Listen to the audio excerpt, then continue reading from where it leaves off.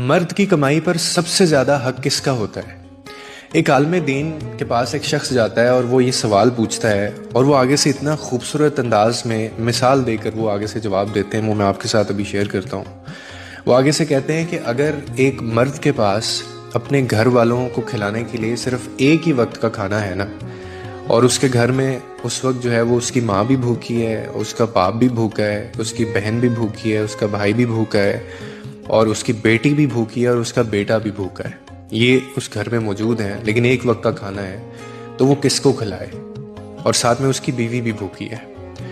तो वो आगे से कहते हैं कि वो एक वक्त का जो खाना है वो सिर्फ और सिर्फ अपनी बीवी को देना वाजिब होगा उसके लिए। क्यों? क्योंकि उस खाने के ऊपर सब लोगों की निस्बत जो है वो बीवी का हक ज़्यादा है।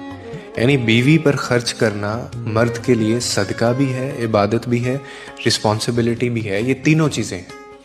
क्यों? अब मैं आपको रीज़न बताता हूँ। क्योंकि ये वो रिश्ता है, मैंने आगे भी कहा है, जो खून नहीं है आपका, लेकिन वफा इसमें देखें कितनी है।